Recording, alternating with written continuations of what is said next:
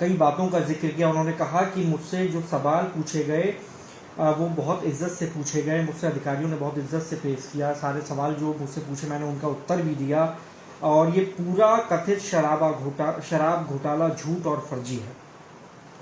अब तो जो वर्जन केजरीवाल जी ने दिया और सीबीआई ने उसको कैसे समझा और सीबीआई का पक्ष क्या है, तो ये तो वही बेहतर बता सकते हैं केजरीवाल जी कि क्या है। लेकिन केजरीवाल जी ये कह रहे हैं कि झूठा है और बिल्कुल फंसाया जा रहा है।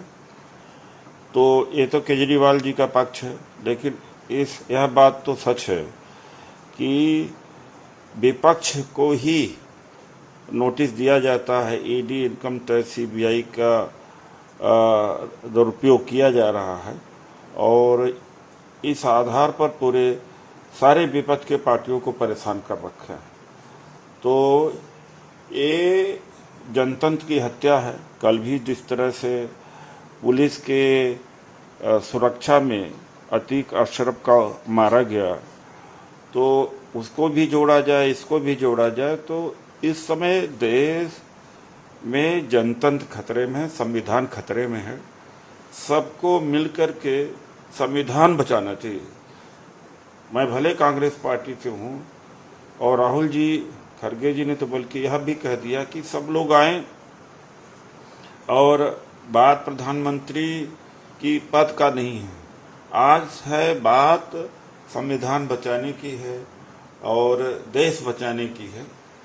तो ये सामने, सबके सामने दिख रहा है। सर रही है, मुझसे 56 सवाल पूछे गए, और ये पंजाब और दिल्ली में जो हमने काम किया उसमें से एक भी काम ये लोग नहीं कर सकते हैं। इस वजह से मेरे ऊपर इस तरीके के मुकदमे, मेरी पार्टी पर इस तरीके के मुकदमे लगाए गए। ये तो उनका पक्ष है, अपने पक्ष को उन्होंने रखा है, केजरीवाल जी के पक्ष को रखा है।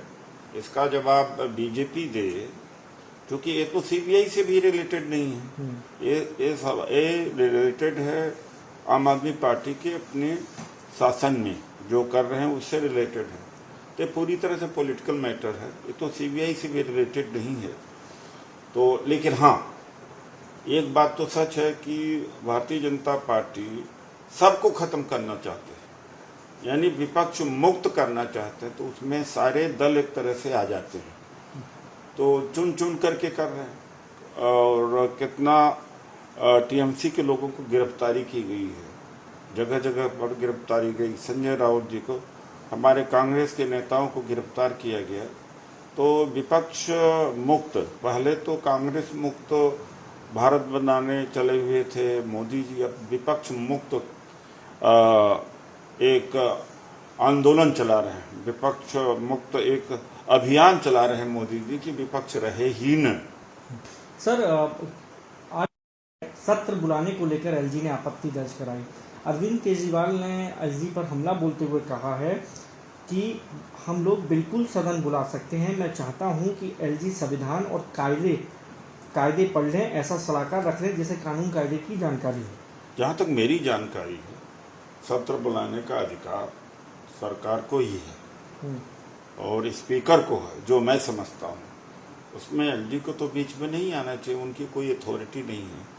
और कुछ मामलों में है, फ्लोर टेस्ट का है, और चीज़ों में तो है, लेकिन सत्र बुलाने का कार्य गवर्नर का नहीं होता, एलजी का नहीं होता, जहाँ तक मैं जानता हूँ। सर, अतीक हैं, उनको एक तो 14 दिन की न्यायिक हिरासत में भेजा गया है, और दूसरा एक कमेटी भी बनाई गई है जिसमें रिटायर्ड जज भी शामिल हैं जो इस मामले की जांच करें। एक तो आश्चर्य की बात है कि पॉलिटिशियन हैं, जो विपक्ष के लोग हैं, उनको बार बार पुलिस रिमांड में लेते हैं कि हमें इनसे पूछना है, इनसे जानकारी लेना है, और इनको जेल भेज दिया।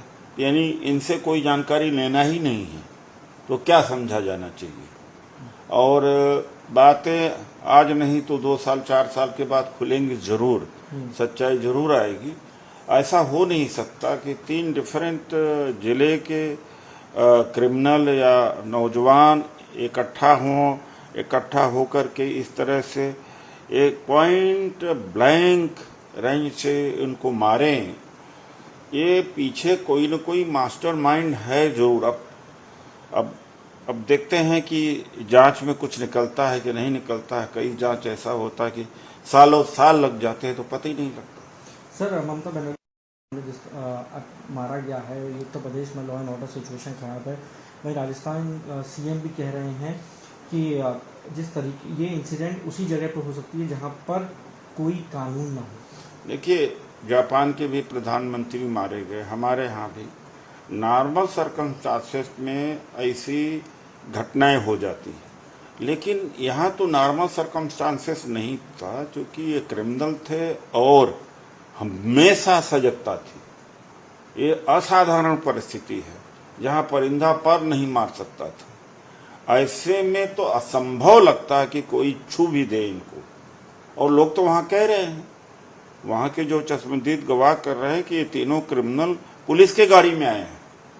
उसके ऊपर कोई चर्चा डिबेट नहीं हो रहा है। और वहाँ के मैंने खुद ही वीडियो देखा है कि वो तीनों क्रिमिनल पुलिस के वाहन में आए हैं। तो क्या इसका कोई जवाब योगी जी देंगे या कोई खंडन देंगे जो लोगों ने वहाँ पर बोला? और लोगों ने स्पॉन्टेनियसली बोला है, ये नहीं कि ट्यूटर होके बोला है। तो बात सच्चाई है। तो ये कोई साधारण तो है नहीं ना, साधारण परिस्थिति थी। अब ये कहना कि कोई नेता भी मार गए, प्रधानमंत्री भी मार गए, नॉर्मल सर्कमस्टांसेस में ये चूक हो सकती। यहाँ विशेष और बड़ी तनाव की स्थिति थी। नमस्कार, मैं हूं मानक गुप्ता। अगर आपको हमारा ये वीडियो पसंद आया हो तो इसे लाइक और शेयर जरूर करें, और हाँ, हमें सब्सक्राइब और फॉलो करना ना भूलें ताकि आप देश और दुनिया की कोई खबर मिस ना करें। तो जुड़े रहिए हमारे साथ और देखते रहिए न्यूज़ 24।